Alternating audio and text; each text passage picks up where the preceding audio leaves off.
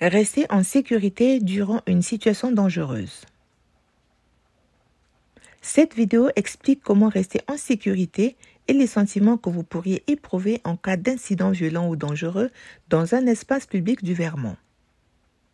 Un espace public peut être un lieu comme une école, une bibliothèque, un magasin, un bâtiment gouvernemental ou un hôpital.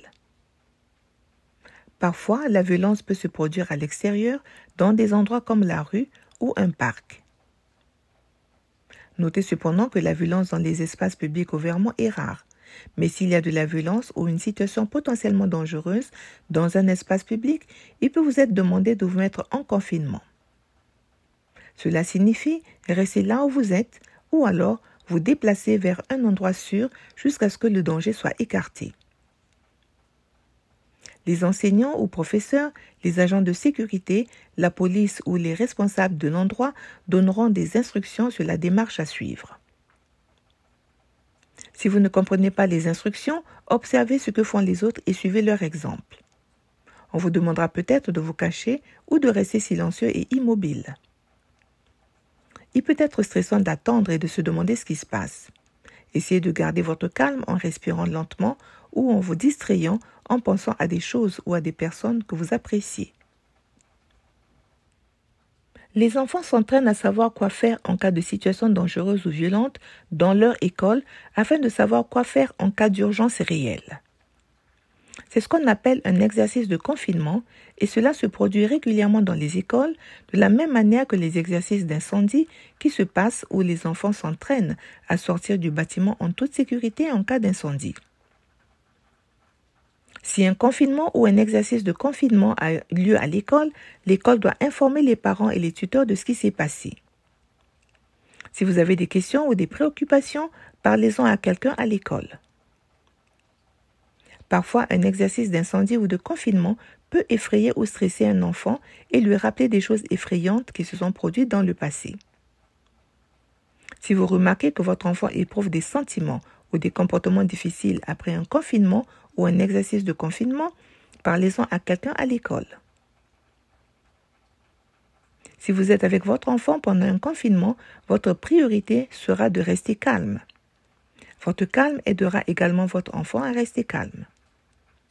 Pendant le confinement, il n'est peut-être pas prudent de parler à haute voix avec votre enfant, mais vous pouvez le rassurer en le gardant près de vous, en lui tenant la main ou en établissant un contact visuel. Les incidents violents et les confinements peuvent effrayer tout le monde. Ils pourraient vous rappeler des moments où vous avez été en danger dans le passé. Une fois le confinement terminé, les sentiments de peur et d'anxiété que vous aviez ressentis pendant le confinement pourraient devenir plus perceptibles dans votre corps. Cela pourrait se produire plus tard dans la journée ou au cours des prochains jours ou semaines. Des difficultés à se concentrer, une sensation de tension, un manque d'énergie, une augmentation, une baisse ou un manque total d'appétit peuvent survenir. Le sommeil peut être aussi perturbé. Et tout ceci peuvent être des signes d'anxiété liés au confinement. Pour la plupart des gens, ces sentiments s'améliorent avec le temps. Cependant, si vous avez été victime de violence ou de menaces de violence dans le passé, si vous souffrez de dépression, de tristesse ou de stress, vous aurez peut-être davantage de mal à surmonter l'expérience du confinement. La violence est difficile à comprendre pour tout le monde et tous les sentiments sont acceptables lorsqu'une situation dangereuse survient. N'oubliez pas de parler de vos sentiments. Il n'est pas toujours facile de comprendre ou de partager ce que l'on ressent, alors soyez patient avec vous-même et avec vos enfants. Veillez à dormir suffisamment, à bien manger et essayez de vous promener dehors ou de profiter de la nature. Rappelez-vous que le confinement est terminé et que vous êtes désormais en sécurité. Si les sentiments de peur dans votre corps ou votre esprit ne disparaissent pas, parlez de votre situation à une personne de confiance. Il peut être utile de parler à un psychologue. Demandez à votre médecin traitant de vous aider à trouver un psychologue. Faire des choses que nous aimons, maintenir notre routine habituelle et être avec nos amis et notre famille peuvent tous nous aider à nous sentir mieux.